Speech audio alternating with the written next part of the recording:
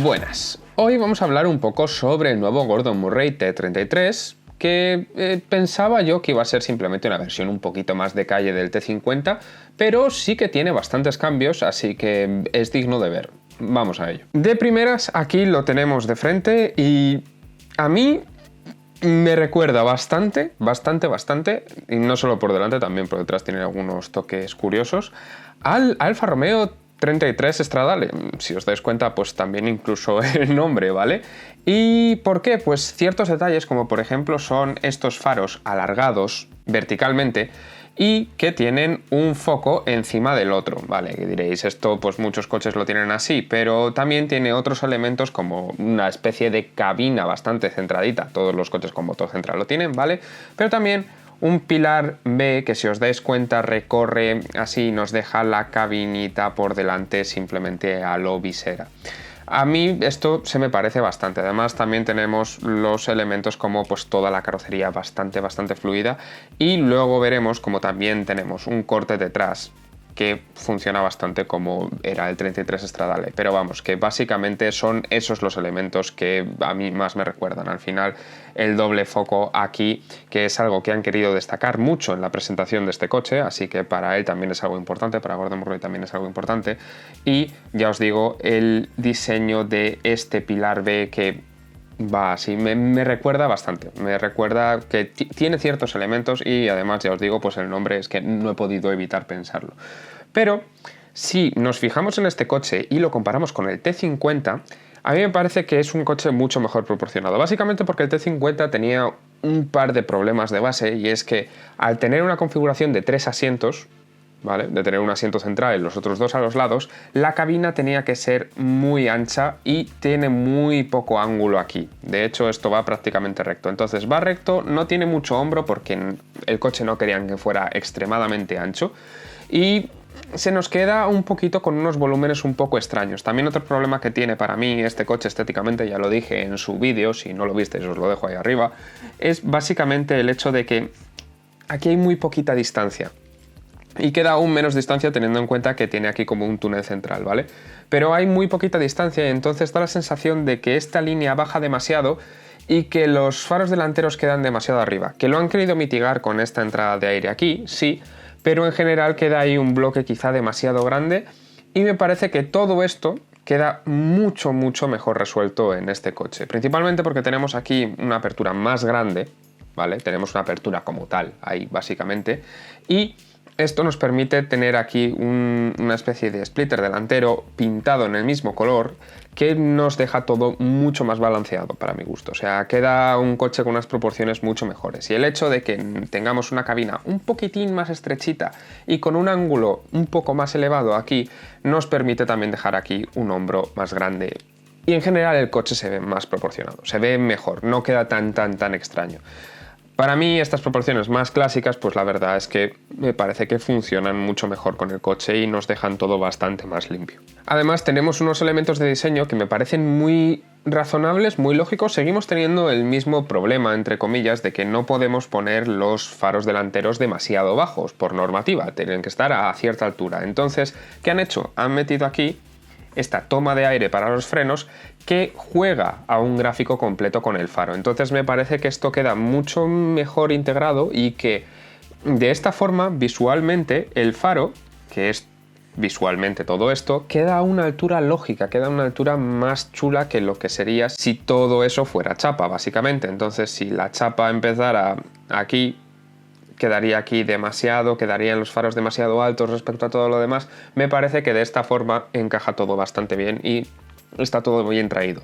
Además también tenemos soluciones del diseño con cosillas bien pensadas aparte de esto, como por ejemplo es el maleterillo extra que tenemos en esta zona. Esta tapa se abre y nos deja ahí un maleterito extra. Pues está bien porque además tenemos el de aquí delante y no hay mucho más espacio para albergar maletas en este coche, entonces tiene sentido que tengamos ahí otras maletitas pequeñas. Está chulo esto, porque ese espacio normalmente no se suele aprovechar muchísimo. En los coches de motor central se puede aprovechar para poner radiadores ahí, pero en general, si el coche parece que está bien refrigerado de por sí, con este V12 que tiene de altas revoluciones, pues ya está. Simplemente tenemos la refrigeración aquí delante y nos deja, pues eso, este espacio aquí, y además nos deja un lateral súper limpio, que sinceramente lo echo un poquito de menos en los coches modernos, porque es verdad que ahí quizá tenemos exceso de cosas y aquí pues queda limpio de narices. Así que en ese sentido me parece que está bastante bien buscado. Si le damos la vuelta, vemos el juego de este pilar B que queda aquí flotante, pues si os dais cuenta está cortado completamente aquí, y entonces nos deja como que la cabina está completamente aislada del coche, pero a su vez tiene elementos de nexo como este pilar o esta unión aquí, esta fluidez que nos deja hacia la caída trasera. Y me parece que esto encaja muy bien aquí, me parece que está muy bien traído. Además, si os dais cuenta, tenemos aquí estas saliditas de aire, esas branquias ahí, esa especie de branquias, que funcionan también en la delantera. En la delantera tenemos un elemento parecido. Entonces va todo bastante bien traído, digamos. Tiene todo bastante sentido estéticamente, tiene una cohesión. Vemos también este corte aquí en la trasera, ¿vale? Para dejar toda lo que es la parte trasera de verdad, toda esta zona en negro, que le da mucho más ligereza visual al coche.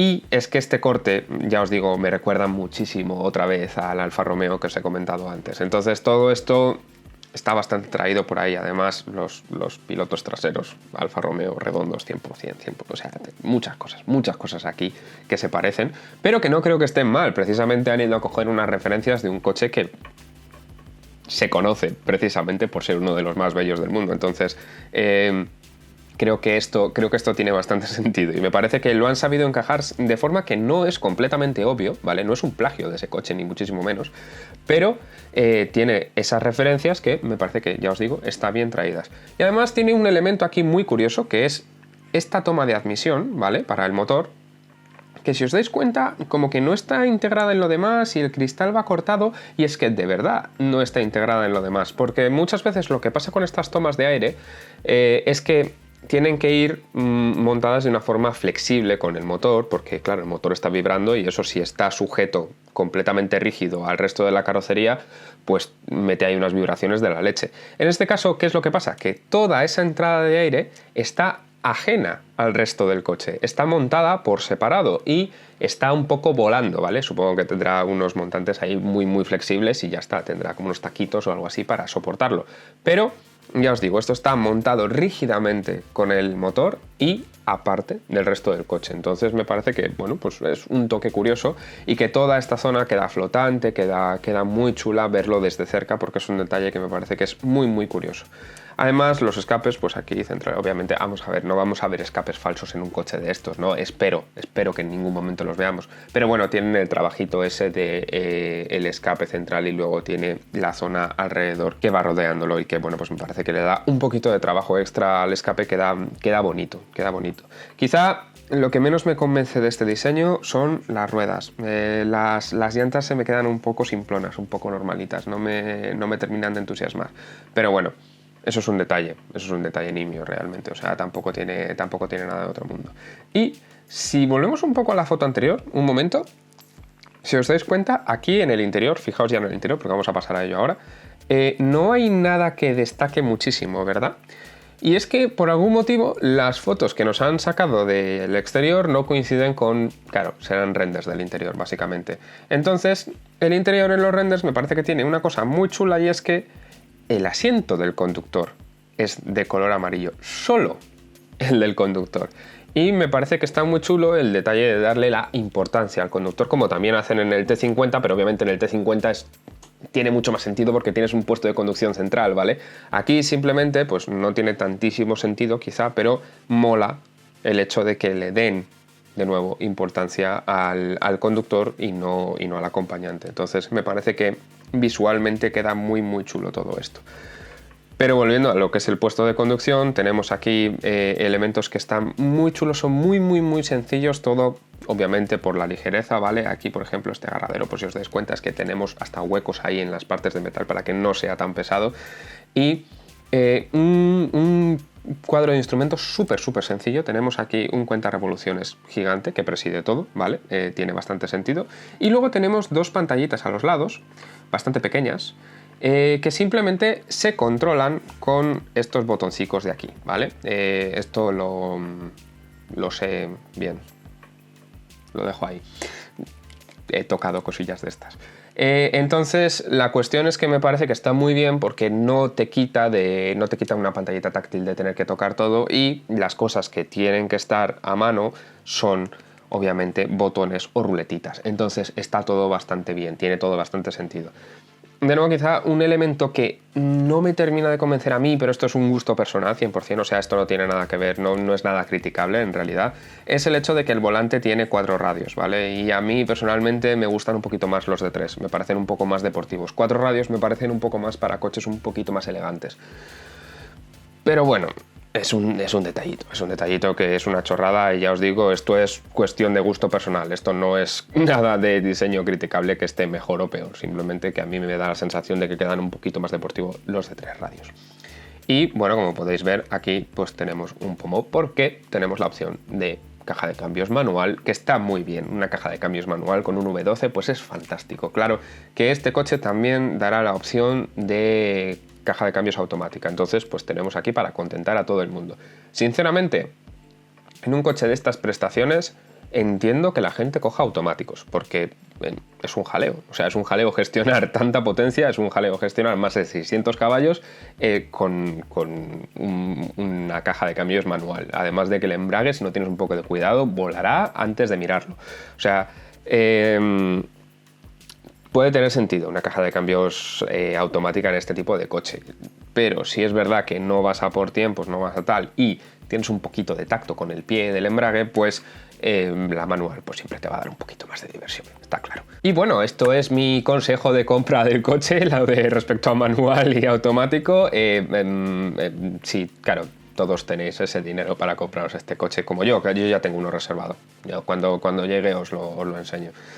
Y nada, básicamente esto es este coche. Realmente me parece que esto sí que está a la altura de lo que sería Gordon Murray como diseñador, el aura que tiene, porque realmente me parece que es algo nuevo, sí que se ve nuevo, se ve fresco, y no se ve. El T50 me daba la sensación de que intentaba beber demasiado del F1 y había cosas que no tenían sentido en un coche moderno. Este me parece que sí que tiene mucha más cohesión, y aun cogiendo elementos de coches clásicos, los mete con mucha más gracia y los usa de una forma mucho más fluida, mucho más integrada dentro de todo el coche. Así que, sinceramente, ya os digo, este T33 me parece muchísimo mejor, vamos, me gusta muchísimo más que el T50. Sí, será un poquito menos potente, el motor no revolucionará tanto, no será tan extremo, no tiene el ventilador en el fondo plano, vale, no tiene todas esas cosas de coche halo, pero me parece un coche mucho más balanceado, me parece que tiene mucho más sentido. ¿Qué os parece a vosotros? ¿Os gusta más? ¿Os gusta menos? ¿Queríais algo un poquito más extremo? ¿Os gusta este toque clásico que tiene? A mí, sinceramente, ya os digo que me mola mucho. Dejadme en los comentarios lo que opináis. Y nada, hasta aquí el vídeo de hoy. Espero veros por aquí, y si no os habéis suscrito, ya estáis tardando.